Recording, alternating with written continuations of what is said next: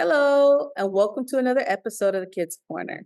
Today is going to be different because we got asked a question, okay? And so we're going to take the time to go through the Bible and answer that question.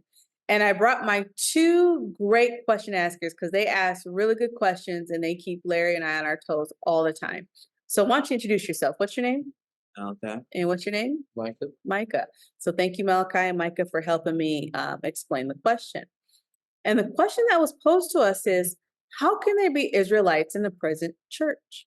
How can there be Israelites in the present church? Good question. Great question.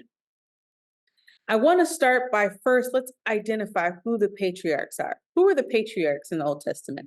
Abraham, Isaac, and Jacob. Abraham, Isaac, and Jacob. Thank you, Micah. And we're going to go into a little bit more detail with Jacob. Okay, so Jacob got his name changed to Israel.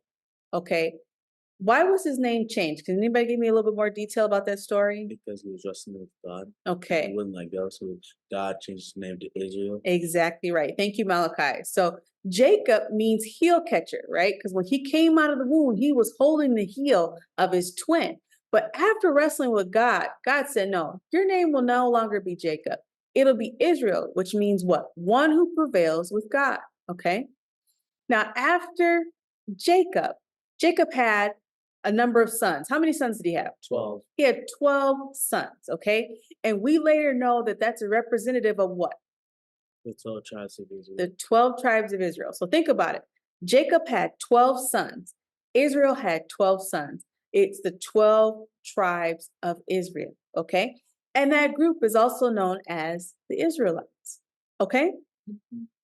So as we keep going through the Bible, those Israelites, okay, those descendants of the descendants of Jacob with the 12 sons, the 12 tribes of Israel, they end up in Egypt. And after some time, what do they become? Slaves. They become slaves, okay? And after a number, many years, God sends a man to go to the prophet, or to the Pharaoh, excuse me, and says, let my people go. What was his name?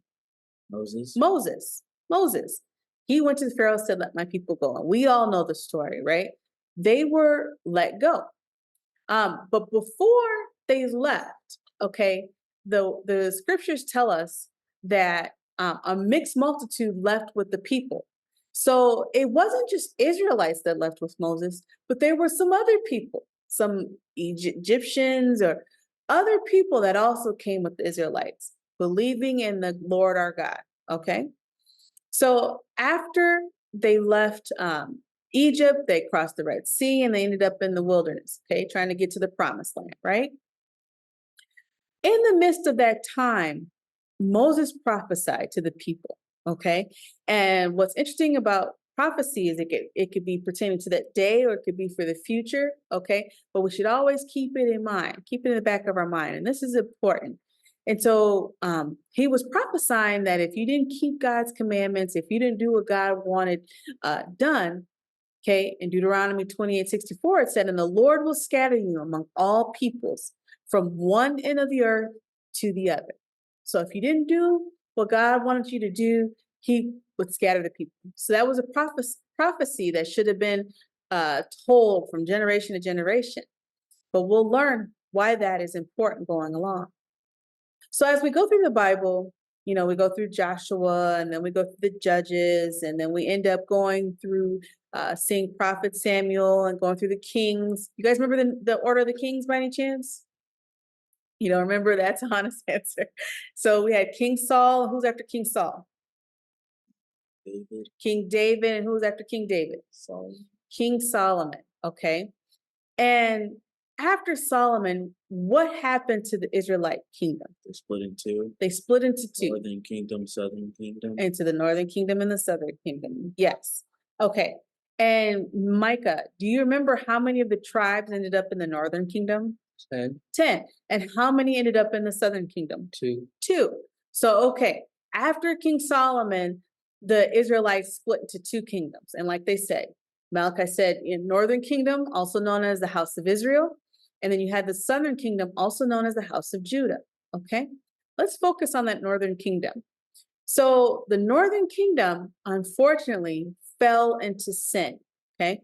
They fell into worshiping other gods and doing all these other things. And what happened to the Amalekites? They got conquered. They got conquered by who? Syria. By the Syrian kingdom. You're absolutely right. So they got conquered and then they were captured, okay, to become slaves and things like that. Now, many escaped, but they escaped and scattered all the way across the world. So remember what Moses said, okay? If you don't do what God tells you to do, okay, I will scatter the people from one end of the earth to the other. And that's what happened. We see that with this northern kingdom.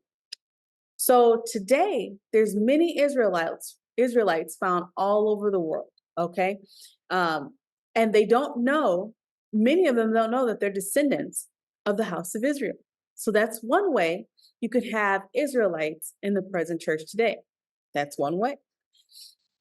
The other way, however, is if you call yourself a Christian, okay, and you identify as being a member of Christ, remember his word says, now you are the body of Christ, okay? And that's in First Corinthians.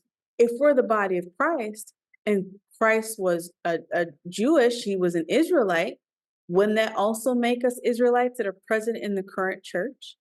Okay, so there's multiple ways that we got to the answer of how can there be Israelites in the current church. We hope we answered the question. And if you have any more questions, please send those to us.